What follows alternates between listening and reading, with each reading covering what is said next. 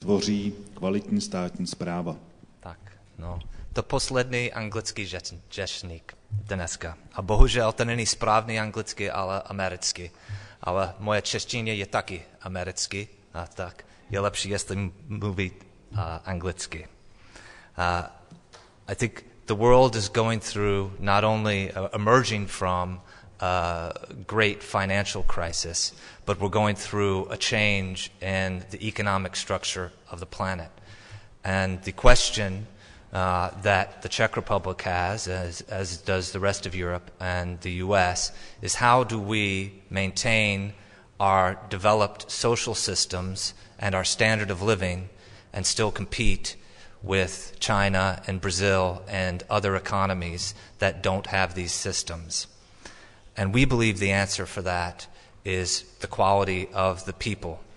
And the quality of the people is something that the government can influence by promoting policies which encourage creativity and competitiveness, which are global, and discourage political connections, which are local. That is why we chose 1 year ago to ask other associations, many of whom are here today, to work with us to reform public procurement.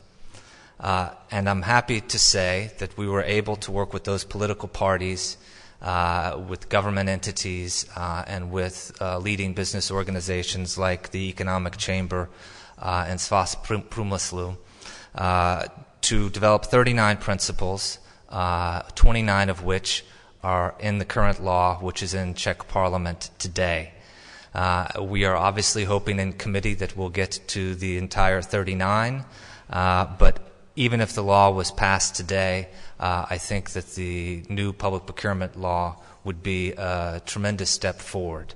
There are 4 other steps that are necessary to fulfill public procurement reform, and those are increased company transparency, which I'll talk about in a minute, effective implementation by public bodies, independence and effective measures in the police and the prosecutor's office to enforce the law, and the 5th, and maybe the most important for the long-term maintenance of good public procurement reform, is the creation of watchdog associations throughout the country which monitor the behavior of both the government and businesses in the public procurement process. And those are all 4 steps that we're going to be working on after the law is passed.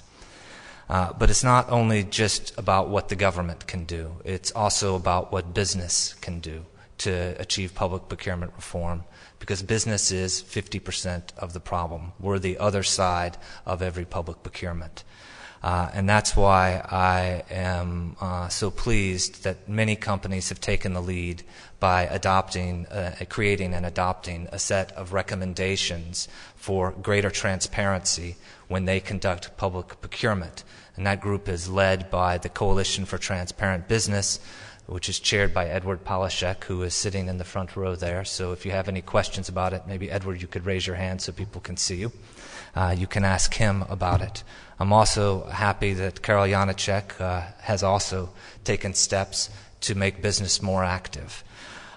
And the reason for that is that I've been told by many Czech political leaders and business leaders since we started this process that this is a matter that it will take a generation to resolve, that it's going to be something that the next generation will have to deal with.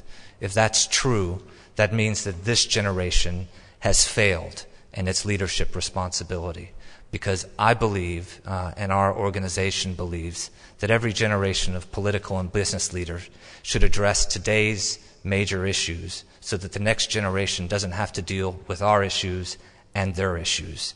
So the only thing I would like to say to all of you today is that I hope that you will join us, join the Platform for Transparent Public Procurement, join the Coalition for Transparent Business, so that we can resolve this problem today, so that it will not diminish the great potential of the Czech Republic in the coming years. And that's it. Thanks.